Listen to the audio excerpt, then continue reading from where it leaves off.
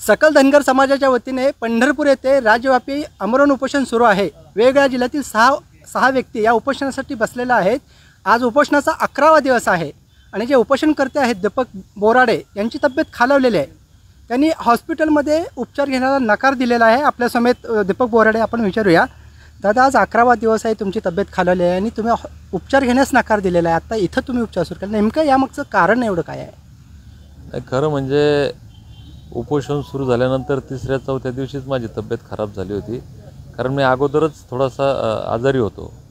त्यावेळेसही मला सर्वांनी प्रेशराईज केलं की ट्रीटमेंट घ्या, परंतु हे आंदोलन स्थळ सोडून जावं असं वाटलं नाही हा एक भाग। आणि आम्ही या ठिकाणी आमरण उपोषण करायला आलो म्हणजे मरायला आलो, म्हणजे सरकारला समाजाला जागं करण्यासाठी आमचं बलिदान गेलं तरी चालेल अशी माझी भावना होती।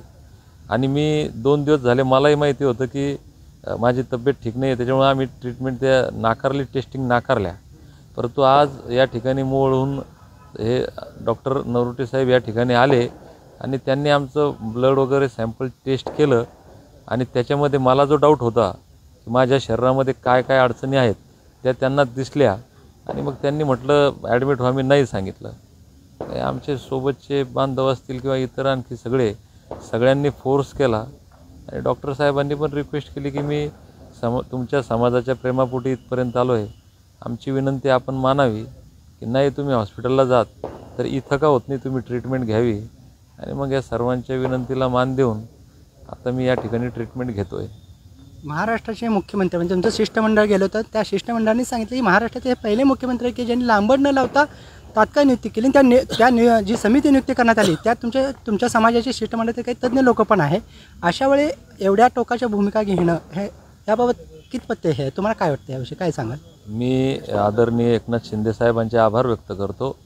त्यांना खरंच मी एक साधा माणूस मानतो, संवेदनशील माणूस मानतो। मी त्या दिवशी सांगितलं की आमच्या घरामध्ये देवदेवतांचे फोटो असतात, महापुरुषांचे फोटो असतात।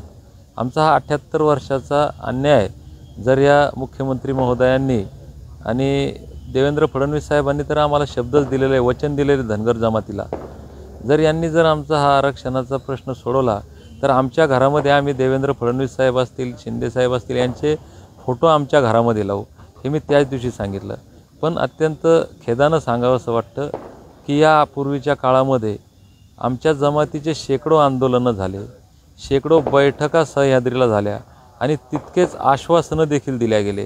त्याच्यामुळे आता आमचं तोंड पोळलेलं आहे दूध पिऊन, त्याच्यामुळे आम्ही ताकसुद्धा फुंकून प्यावं आणि 7 दिवस नाही 10 दिवस जरी लागले त्यांना ते सर्व कागदपत्रांची पूर्तता करून सर्टिफिकेट आमच्या हातात पडण्याच्या प्रोसेसला, तर आम्ही 10 दिवस उपोषणाला थांबतो।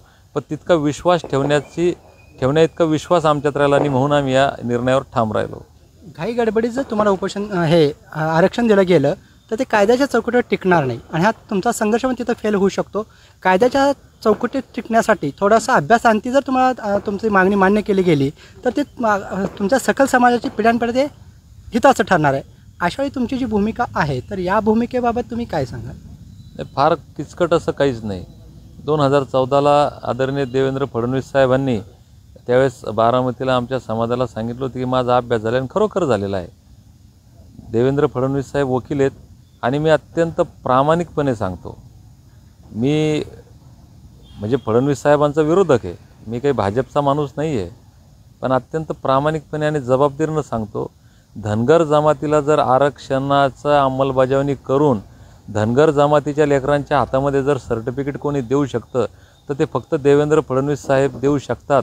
हा माझा नाही तर माझ्यासारख्या सगळ्याच बुद्धिवंतांचा, विचारवंतांचा किंवा जे समाजामध्ये काम करतात या सर्वांचाच व्ह्यू आहे की फडणवीस साहेब ते देऊ शकतात।